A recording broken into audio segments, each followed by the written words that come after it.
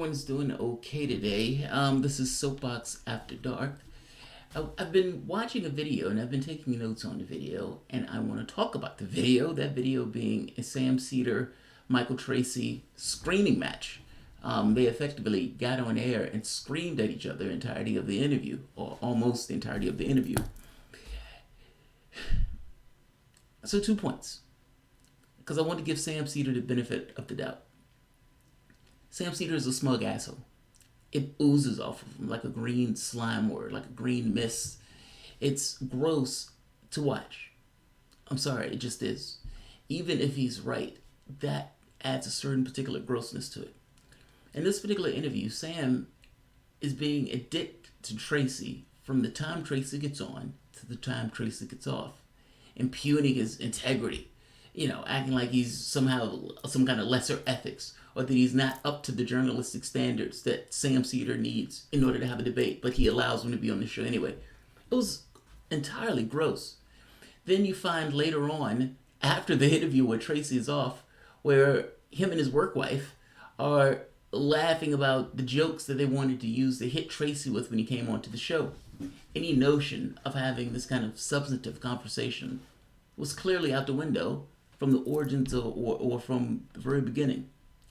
You also had the situation where Tracy wasn't allowed to give full answers to what Seder was asking. Now, to be fair to Seder, 2 points. First, part of the reason that Tracy was brought on the show is because Tracy attacked one of the guests that Sam Seder had on. In attacking this guest, Marcy Wheeler, he kind of made this point that Sam was somehow complicit in this woman spreading this kind of Russia hysteria.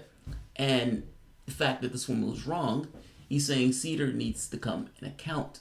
Seder is essentially saying, you can go kick rocks, but invited him on the show. As somebody who's a guest on the show, I am overprotective of the guests that I have on my show, meaning I don't like people attacking my guests arbitrarily. And I can think of multiple times where I've gotten involved when someone attacks one of my guests or somebody who this show finds favorable. So I would imagine Seder may have the same impulse, meaning that same impetus to, I'm going to defend my guests when these guys are nice enough to come onto the show. So there's that. There's also a second one of not answering questions. If I ask you a question, I want an answer. Now, you may try to pivot, you may do all that stuff, but if I think you're trying to pivot, I'm probably going to try to take you back to the original question and make it known that you didn't answer that question. In this case, this is a little more gray on this point. Tracy was trying to answer a question, but Tracy, after a certain point, was being interrupted by Seder. Seder had an idealized idea in his head on how long it should take Tracy to answer the question. I suppose he had a pathway that he wanted to lead Tracy down on, and if Tracy's not answering in the affirmative way that he believes, he's probably not going to be able to get down that path. That said, it's also somewhat annoying if you do ask a person a question and it doesn't seem like they're going to get to the point anytime soon, that you lose the thread of the question itself. I want to show parts of this because I've always said, man, whatever you want to think of Seder, he is a smug asshole, but don't just jump randomly on that smug asshole. He handles himself very well in debates. Michael Tracy did okay in this debate, but there's certain things that Tracy didn't necessarily hit on that I kind of want to talk about myself, meaning if it was me and I had to answer this question, this is the way I would answer the question. That said, you're going to see a lot of screaming, a lot of arguing, a lot of Sam being an asshole in this interview. I'm not going to do the entirety of it, by the way. I'm going to have to do this in segments because this was a very long interview, and my powers at this point are starting to wane this late in the evening. So this is the beginning of this. This is how all of this started. Michael Tracy sends out a tweet. That tweet pissed Sam Seder off, and this is the beginning of all this. Your audience and helping to perpetuate I don't know if that was spelled right, but a giant fraud. And the answer is no, but I want to perpetrate a fraud, not perpetuate. Oh, okay. Perpetrate a fraud, a giant fraud. And well, the answer is no, Michael. Welcome to the show. But I am interested in talking to you about this because I am somewhat baffled by some of the critique and the celebration or what it's about on your part. So let's just start with this so that we have some basic sort of understanding of where we both stand on this. Do you agree that, like Glenn Greenwald, who also is a big has a similar critique as yours, and Matt Taibbi, that there should have been an investigation launched with Robert Mueller? Well, first of all, Sam, I genuinely appreciate you having me on because I feel like this is an extraordinarily important topic and needs to be discussed rationally by people of good faith. So thank you, sincerely. I do want to get to that, but I want to just explain that tweet first because I know it's an incendiary charge. We'll get to the tweet. We'll get to the tweet, but let's start with just the underlying reality. The tweet was the whole impetus for this conversation, right? Well, no, the whole impetus of the conversation is that I've been interested in having having a broader conversation about this, and you were one of those people, and it popped up. I mean, to be honest, you wouldn't be the first person I would have chosen. I don't know where Sam Seder gets this. He has a YouTube channel. I mean, there's nothing more ridiculous. And I understand I have a channel too, but I don't have that high regard for myself that way. I see myself as just having a YouTube channel. But whatever. He's already making a dig at him. I wouldn't have bought you on the show because you don't meet my standards. That's gross. I'm sorry, that's gross. It's utterly gross that you stoop to that. Who to represent this? I'm just being honest, but it just fate would have it. But before we get to a third order or fourth order thing, in terms of you want to talk about Marcy's credibility, I just want to know the underlying reason for this conversation is the Mueller investigation. So let's just start. Do you think, because if you think there was no reason for that investigation, then people are going to understand at least where you're coming from here. And I'm just curious if you did do whatever, think that there was a reason to have the investigation of the special counsel. Well, the special counsel investigation we now know was launched on false pretenses because the impetus for the investigation at the time, let's put it this way, at the time, can I complete the thought? Sure. The thought? The impetus for the investigation, according to all the Democrats who heralded Robert Mueller as this valiant savior. The Democrats did not appoint Robert Mueller. He never said they did. That never came up. He just conjured that out of thin air.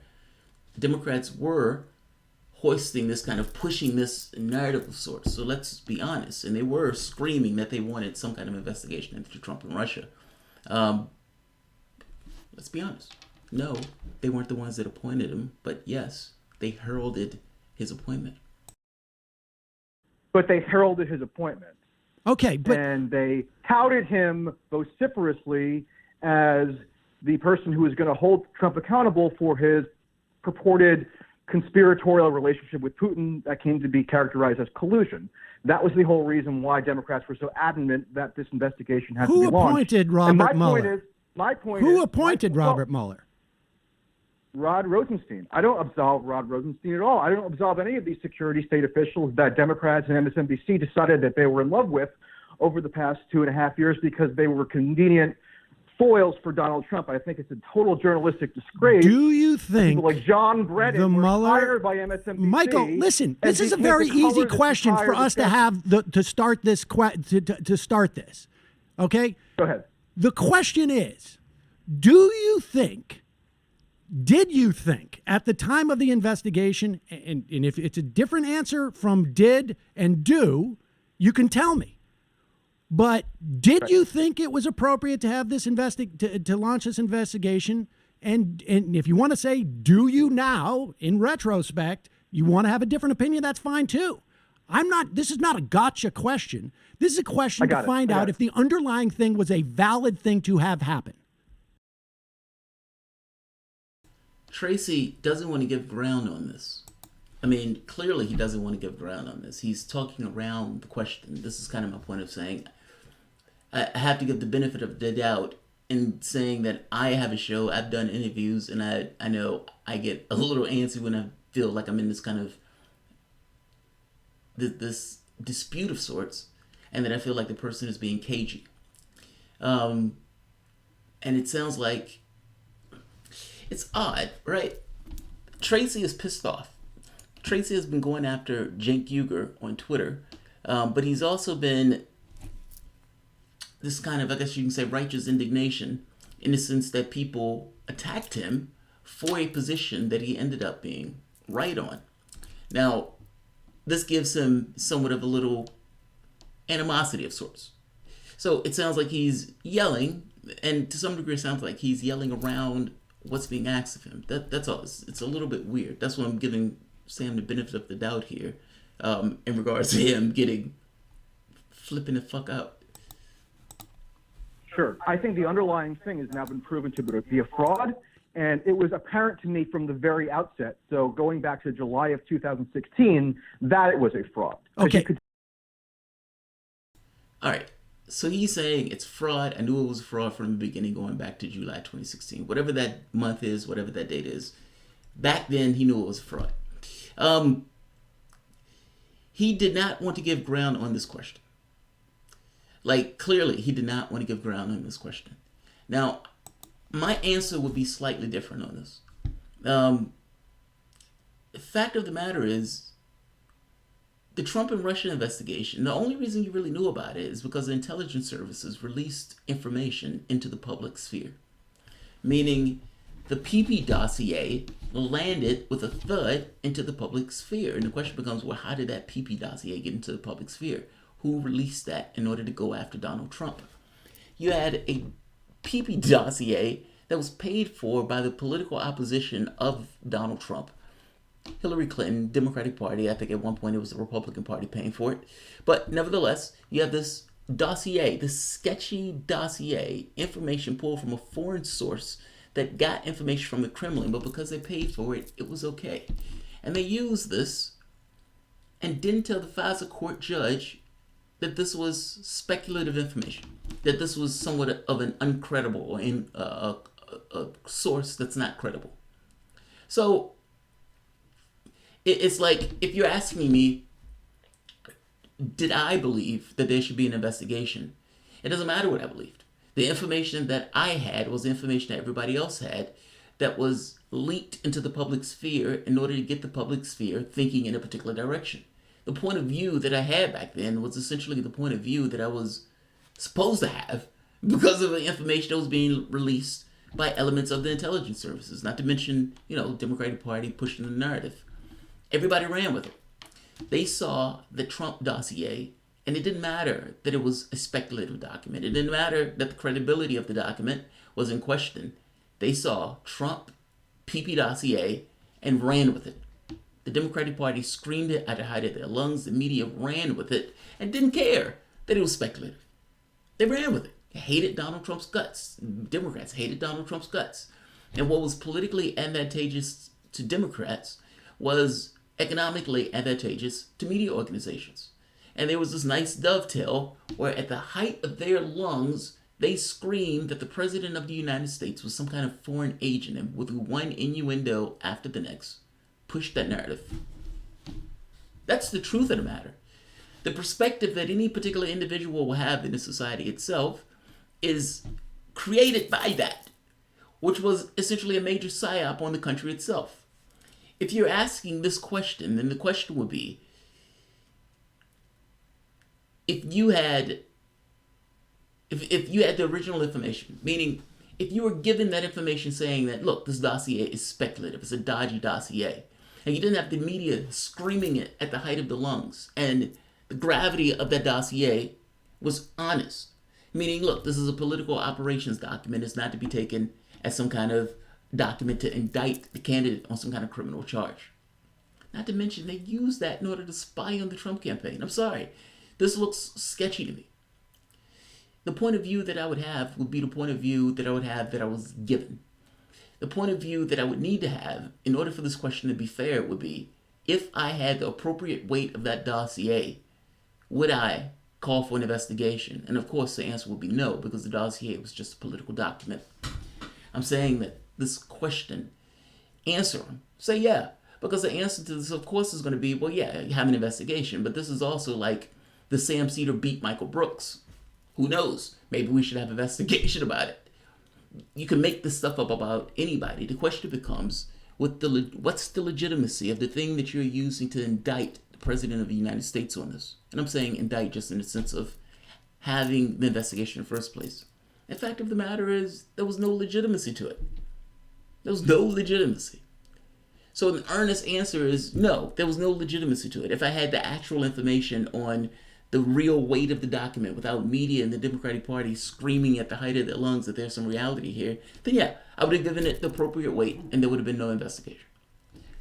Given what we have, however, the hysteria that was pushed forth in the media that made it look like there was some there to something that there was no there to. In which case, yeah, with the information that I was given, much of which was wrong, of course, it looks like there's something here that needs to be investigated. What's his name? Tracy didn't want to answer. I think that's a better answer, personally. Let's keep going. So, okay. The narrative congeal in real time. You got to let me complete a thought. Well, you're not answering the question. You're not I'm answering the question, Michael. This is a very easy question because when Glenn was asked this question, when Matt is asked this question, they can answer it without giving an extended. This is a very easy question. Yeah, but it's a complicated subject, so I'm giving a little lead up before I fully answer the question, which I guarantee you I will. Now, I always believed that maximum government transparency is optimal.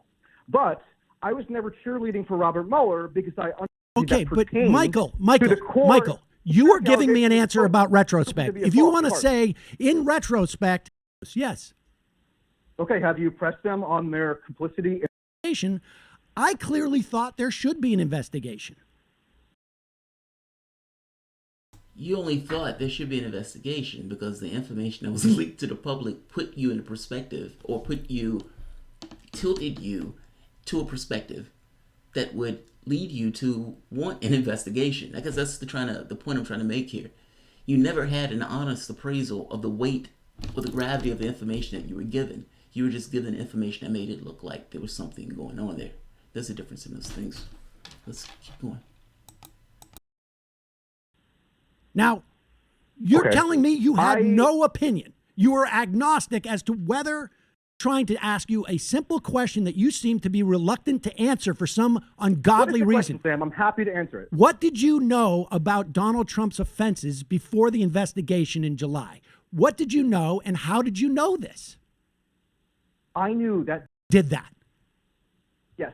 You won't even answer the basic question. Do you believe the report that you now tout in its saying that the Russians were interfering in the election by hacking into Hillary Clinton's emails and by their shenanigans on social media? Do you think that is true? Yes or no? Did you know that in July?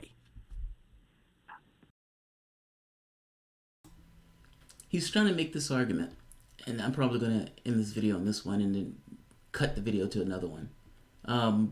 Because Michael Tracy attacked Sam Seder on his relationship with MSNBC. That's actually hilarious.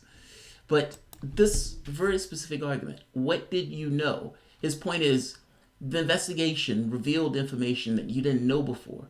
These people who were associated with Donald Trump that had committed offenses and crimes, those people got locked up. But you wouldn't have known that stuff if it wasn't for the investigation itself. That argument doesn't fly at all. Like, think about what that means in practical terms. You get busted by a cop. A cop pulls you over. And when the cop pulls you over, he does an investigation into your car. Now, you tell him you don't want him to look into your car, but he does anyway. He conducts an investigation. Whether Sam Seder knows this or not, all investigations reveal some new information. They're called investigations for a reason. They're investigating, trying to get new details of whatever they're investigating. But here's the difference here. If that cop finds pot in the car, and you get to court, and that cop pulled you over for racial profiling, the pot is not going to matter. Meaning, the cop didn't have just cause to pull you over in the first place. So whatever they find in this case is somewhat fruit of the poisonous tree. It doesn't apply. I'm making a point here that if all of this was made on hooey and fairy tales, meaning they were using innuendo as some kind of fact, and you had this thing document hiding behind the scenes that everybody in their heads have this idea that Donald Trump somehow colluded with Russia. Whether or not it was true was somehow irrelevant. That was the perspective that they took, and everything was looked at through that lens. I make it everything was looked at through that lens. So in this case, you have, oh Jesus Christ, I lost my train of thought. They ran with a particular narrative. Everything is looked at through that lens. It's irrelevant. My perspective. Oh, that's what it was. For the most part, Michael Tracy, or let me say it this way, the argument that Sam Seder is making here has more to do with, let me hear his last point. I unequivocally reject this. Right. If I'm caught by that, and there's no reality to the thing to which you caught me with, then it doesn't matter. There's other stuff. Like, don't misunderstand me. I'm saying that in a court of law, if you pull me over for something and your reason for doing it doesn't fly, meaning there is no just cause in what you've just done, then the underlying crime that's going to be attributable that you may have found may not apply. It may get thrown out of court because you shouldn't have pulled me over in the first place. I'm saying the same thing is true to some degree here. You're asking him, didn't we learn more? Don't we know more now than what we knew before? Again, all investigations strive to get more information. But whether or not you should have had the investigation in the first place matters. And what we're finding here is that we shouldn't have had the investigation in the first place. And that the only reason that the public has in their consciousness this at all is because this stuff was leaked in order to get the public to look at Donald Trump in a particular way. I would agree with you that he's corrupt, but whether or not he colluded with Russia was a central thesis that people were going by. And that central thesis proven to be wrong. And not just proven to be wrong, you can make an argument on whether or not they should have been able to have the case in the first place. And this is kind of goes back to my very first point. If the weight of the document, meaning that dossier, was given in earnest format, meaning that FASA court judge was given the dossier and wasn't necessarily given the appropriate, honest weight to the document itself, that it was essentially a political document that was used to hit at their opponent, and that the truthfulness of the document was somehow in question. That's not the argument that was given that allowed them to surveil the Trump campaign. If honest weight was given to it, which should be the question, meaning should that investigation have taken place at all? And if the answer is no, that investigation shouldn't have taken place at all, then you finding details and factoids about people associated with the Trump campaign loses a certain degree of value. Because after all, at that point it was to some degree a witch hunt. There was no collusion between Trump and Russia. And if you're, again, asking this question, well, I mean, do you believe that you'd have had an investigation? It doesn't matter what I believe. It doesn't matter what I believe. I, like everybody else, was given information in order to push us in a very specific direction of thinking. The media ran with it. Tracy's point is the media had a responsibility to be more skeptical. Now, to be fair, again, to Seder is hitting Tracy because Tracy was attacking one of his people, and Seder doesn't believe he fits this mold of one of these Russiagators. I don't watch enough Seder to know, so I can't necessarily ding him or, raise him up as one of the people who are against it one way or the other. This video goes on for another 30 minutes or so where they're kind of snipping at each other. I'm going to end this here because this video has gone too long. And I'm going to talk about, I guess, another part of the video in the next video. God, yeah, my powers are failing me on this one. Tracy gets into this kind of thing where he goes after Seder and the MSNBC types for their coverage of the Russiagate stuff and not having competing narratives on. This one was more comical than anything else because Seder is in this odd position of trying to make excuses for the people on MSNBC. And not to mention that, just his affiliation with those people on MSNBC itself. Excuse me, Tracy is relentless on this. He is pissed off. He is pissed off. So I'll end this here.